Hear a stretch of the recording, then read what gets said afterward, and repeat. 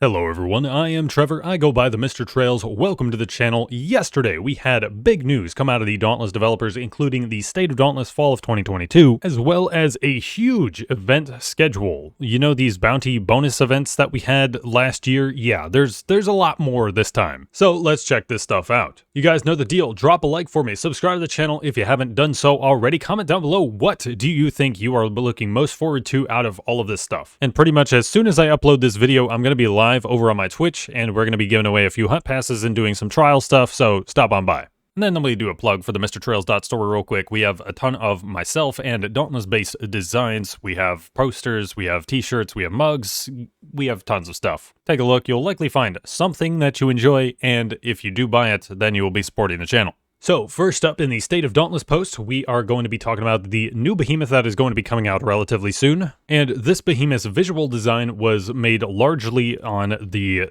Twitch live stream from the Dauntless developers, if we can look at it actually. And you can see what it starts looking like by the end here. Its code name is going to be Crudge, like all of the Behemoths have had some sort of code name before they actually release. Is this going to be the final design for this Behemoth? Probably not, but we can guess it's going to stay an Umbral Behemoth. Yeah, it says here, Julio has been working with the Encounters team to make the adjustments to the concept because, you know, obviously it's not going to be 100% perfect after just a couple hours of work. And they have a little teaser image here of the updated concept. Obviously, it's not going to, you know, really reveal us anything. Can I help you? What you want? Hi.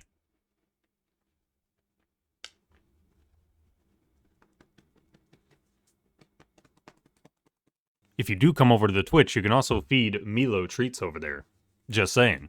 But they are going to have another event to continue to design this Behemoth with the community in the Discord server on September 13th. We are going to be chatting with the Behemoth team, and we're going to discuss certain behaviors that this Behemoth is going to have. And they say here they're going to be doing another live stream once they get closer to finishing one of the next big in-game environments. It says it will be familiar to veteran slayers. There are some theories out there. I can't really say anything about it personally. Next up, they're talking about the additions of new partners. They have added a few recently, and it seems like by this wording they might be continuing to add a few more. And they talk about adding the first French and Japanese partners, those being Septen and Gloria. I think one thing they should also do is try to revisit doing some sponsors for some larger YouTubers, because plenty of people that I talk to in the community, even who play it regularly, they say that they found it first from the Russian Badger. So, you know, maybe when the new game mode comes out, they could revisit maybe trying to do a couple of sponsors here and there, maybe have them do some massive hunt pass giveaway or something as well, just to generate some outside interest in the game. Speaking of that new game mode, that is the next big feature that they are working on. When you think about it, we've gotten these big releases toward the end of the year.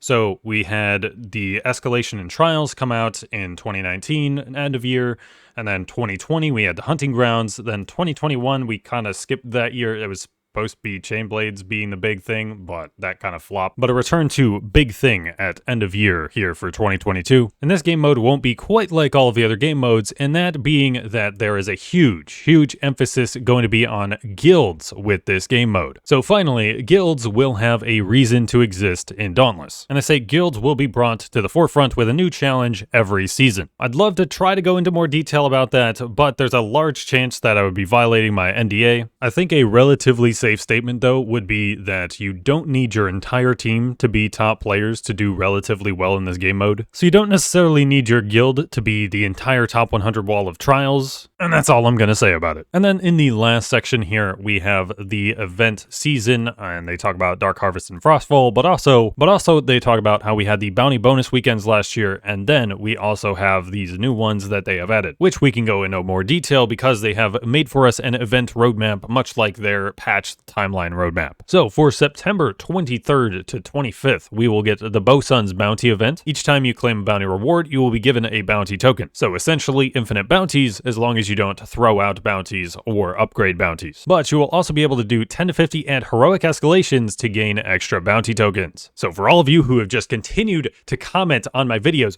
bro, how do you have so many bounty tokens? My God, this is your chance. You can get them all of the bounty tokens you could ever desire on September 23rd 23rd to 25th. That way you guys can just stop commenting about it, huh? But yeah, these bonus events are going to be mainly focused around the weekends. Our second event will start on September 30th, and that is Lady Luck's Challenge. Whenever you claim a bounty reward, you will get a bounty token. So same thing as Bosun's Bounty, but completing trials will give you extra patrol keys. I'd say not quite as enticing as the extra bounty tokens here, because you basically want patrol keys for bounties, but this is only a chance to get bounties, whereas this would be guaranteed. And then thanks to this, we'll know the date of Dark Harvest already. We have October 13th through November 1st. That actually seems kind of long for a Dauntless event. That is going to be 2.5 weeks. So we'll see if they kick the start of that event back a little bit. But after Dark Harvest, starting on the weekend of November 4th, we have Cat's Weapon Training. Get double weapon XP from Behemoth kills. And then as our bonus, hunt behemoths on high-level islands to earn bonus combat merits. I will be interested in this weekend because that means there's going to be a new theoretical best time to complete a reforge in. And then the weekend after that as well is also going to be double weapon XP from Behemoth kills. And for Dr. Priani's research, you collect Behemoth parts on high-level islands to gain bonus rams. And then November 17th through December 1st, we will have the Rams Giving event, and then they also are going to have a Black Friday sale for the Platinum Store this year, it looks like. And that'll be a full week from November 22nd to 29th. And then the weekend after Rams Giving, we will have Gregario's Treasure event, which will again be double XP from Behemoth kills, but then he will also have Earn Hunt Pass XP to collect bonus bounty tokens. And then from December 15th to January 5th, we will have Frostfall 2022-2023. And the last part here just says look out for more events in 2023 and beyond. So if you take a look at this event schedule as a whole here, this means we are only not going to have an event